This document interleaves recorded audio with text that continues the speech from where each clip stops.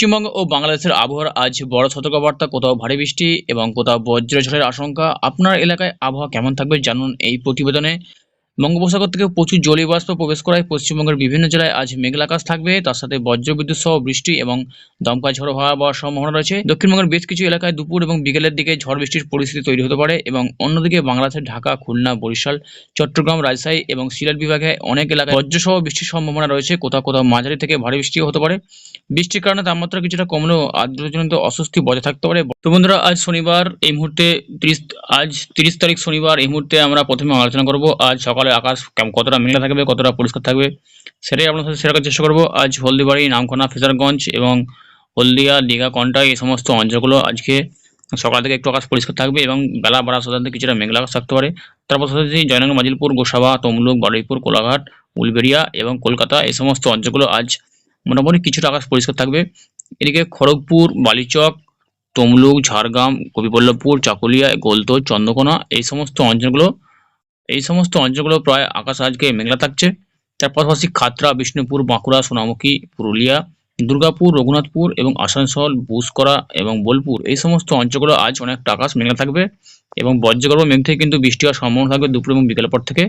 এবং যদি দেখা যায় উত্তরবঙ্গে আজ কতটা আকাশ পরিষ্কার থাকতে পারে, উত্তরবঙ্গে আজ মোটামুটি ৮টা থেকে ৯টা নাগাদ আকাশ পরিষ্কার থাকছে। মালদা, দার্জিলিং, আলিপুরদুয়ার এবং কোচবিহার এই সমস্ত অঞ্চলগুলোতে আজ অনেকটা আকাশ পরিষ্কার থাকছে। এরপর সরাসরি চলে যাব আজ বজ্রবৃষ্টি মুডে কোথায় কেমন বৃষ্টির সম্ভাবনা রয়েছে সেটা আপনার সাথে দেখার চেষ্টা করব। তো এই মুহূর্তে আমরা বজ্রবৃষ্টি মুডে রয়েছি আজ দক্ষিণবঙ্গের প্রায় সব অংশে। গোসাবা, জয়নগর, মাজিরপুর, হলদিয়া, নামখানা এবং হলদিবাড়ি, ফেজারগঞ্জ এই সমস্ত অঞ্চলগুলোতে আজ কিছু কিছু জেলায় হালকা বিক্ষিপ্ত বৃষ্টি রয়েছে। তার পাশাপাশি কন্টাই, দীঘা, মন্দারমণি, বালাসর এবং বেলদা এই সমস্ত অঞ্চলগুলোতে কিছু কিছু জেলায় বিক্ষিপ্ত বৃষ্টির সম্ভাবনা রয়েছে। এবার যদি একটু বেলা বাড়ি দেখা যায়, মোটামুটি দুপুর নাগাদ কিন্তু বজ্রবিদ্যুৎ সহ ভারী বৃষ্টির সম্ভাবনা উপকূলবর্তী জেলাগুলিতে ফেজারগঞ্জ, নামখানা, হলদিবাড়ি, দীঘা, কন্টাই, জয়নগর, মাজিলপুর, বারুইপুর, তমলুক, কোলাঘাট এই সমস্ত অঞ্চলগুলো কিন্তু বজ্রবিদ্যুৎ সহ ভারী বৃষ্টির সম্ভাবনা রয়েছে। উলবেড়িয়া, কলকাতা, কোলাঘাট, তমলুক, বালিচক, খড়গপুর, ঝাড়গ্রাম, বেলদা এই সমস্ত অঞ্চলগুলোতে আজ বজ্রবিদ্যুৎ সহ দুপুরের পর থেকে ভারী বৃষ্টির সম্ভাবনা থাকছে।